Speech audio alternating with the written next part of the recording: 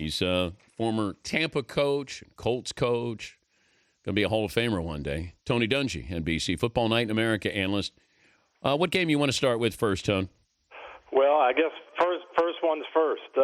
Atlanta looked like they had everything going, 17-0 up. You're playing at home. San Francisco cannot stop Julio Jones and Roddy White. And I didn't see a way at that point that San Francisco would get back in it. But they stayed patient with their offense, and they got their defense going. And I'm just not sure what happened to Atlanta in the second half. But you know what happens at halftime. That's where you make adjustments. Baltimore made adjustments. The 49ers made adjustments. But can you make an adjustment that big that you have the Patriots and the Falcons don't score in the second half? Yeah, and I'm not sure what adjustments were made that way. You can see the adjustments on offense that San Francisco and Baltimore made. I thought San Francisco decided to get the ball to Vernon Davis, threw it a little bit more early, used the tight end like Seattle did, and so you could see them picking up the pace on offense and scoring points. But I really didn't see a lot of difference in what they did to shut down Atlanta. And Atlanta missed some throws and had a couple of turnovers, but that was just baffling to me what happened to the Atlanta offense. Now, in the other game, Baltimore did make an adjustment. Jim Caldwell, I thought, looked at this situation. Aqib Talib got hurt. Patrick Chung's hurt. Hey, we're going to shotgun. Hurry up, throw the ball, attack that secondary, and they got going on offense, Baltimore did. But again, I'm not sure what happened to New England's offense in the second half. I didn't see any major differences of what Baltimore did. More surprised that Baltimore is here or the Niners are here? Well, I know how tough it is going up to New England. Baltimore is just a mentally tough team, and they played well, and they're playing on this emotional pitch with Ray Lewis. But I'm surprised at that. I thought San Francisco had a chance to go in and beat Atlanta, but I am really surprised at Baltimore winning. And I'm looking at the Patriots here. The last time Tom Brady won a Super Bowl, he's 27. He's 35. What's missing here with the Patriots, who it seemed like, they had some younger guys, draft picks on defense. You still had the offense. I know that you didn't have Gronkowski, but what are we missing here with the Patriots? I think you're missing that defense to make those critical stops. That's what always was there in the past. You think back to Rodney Harrison and Seymour and Brewski. They just had those veteran guys making plays when you needed it, and they still have the offense. They're still moving the ball. They still find different ways to do that, but it just doesn't seem like they're getting the critical stop at the big moments when they need it that they got in the early 2000s. And then I'm watching the Niners and what they were able to do. I'm surprised that Atlanta jumped out as far as they did. Again, big lead, and then there was the second half comeback. This is going to happen. But how did they let it happen again back-to-back weeks? Well, they have some great skill position players, and they came out and decided to throw the ball. And when you could pass protect against the Niners, you can do some damage. And they had some good matchups.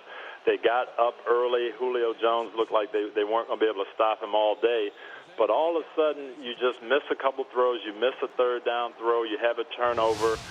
And then, again, that's when you need that defense. That's when you need a defense to step up and make one play to stem the tide. And in the second half, they just couldn't seem to get that. San Francisco scored consecutively, got back in the game, got the feeling that they could win it. Now, they did get the one big play on defense. Dante Robinson forced the fumble at the one. And that's when Atlanta needed that big drive. They needed to answer, to move the ball, and they just couldn't do it. Again, everybody's going to point to Atlanta and the lack of a run game, maybe being one-dimensional, and everything's riding on Matt Ryan. You've got to win it. But that's the way they built this team. They drafted Ryan. They put all the other pieces around him. They said, we're going to be a throwing team, and it just came up a play short. He's Tony Dungy from Football Night in America joining us, Dan Patrick Show. Who do you like in the Super Bowl? I really, it's going to be a great game. Right now, I'd have to pick Baltimore. I just think what they've done and riding that emotion, I kind of see this like Pittsburgh and Jerome Bettis' last year. They're so determined to have him go out on top. They seem to be overcoming the odds. You know, a team that could go to Denver and beat Peyton Manning and the Broncos in Denver, go to New England and beat Brady and the Patriots in New England. I think you have to make them the favorites. Joe Flacco's fascinating to me because people can't decide if they like him, if they love him, if he's good, if he's great, if he's elite. He's 28. He's in the prime of his career, and he's going to get a new contract after the Super Bowl. Would you I mean, is he now in that rarefied air? Do you put him in with these other quarterbacks as far as payment goes? Oh, I think you definitely have to. You know, you put him in the same place Eli Manning and Matt Ryan and these other young quarterbacks are. He's been exceptional. He's won in the playoffs. They've had a good defense. They have running game. They have a lot of pieces around him, but he has produced. And so, you know, I think it's going to be justified that he gets paid. And next year when Ray Lewis leaves, he's going to be the leader of the Ravens, no question about it. But are you sold on Joe Flacco being a big-time quarterback? Well, he's a big-time quarterback. Now, is he Brady? Is he Manning? I'm not sure of that, but he is a big-time quarterback, and he is what they need. They built around him what they need, solid running. They've got good receivers. They've got a lot of pieces to the puzzle, and he knows how to win. There's no question about that. Can he win the game? I think he can win the game when the game is right. Now, is he going to win it if their defense falls apart? If San Francisco puts up 35 points, you know, is he going to do it? I'm not sure of that. I think they need everything. But he went to Denver and won the game when they were down.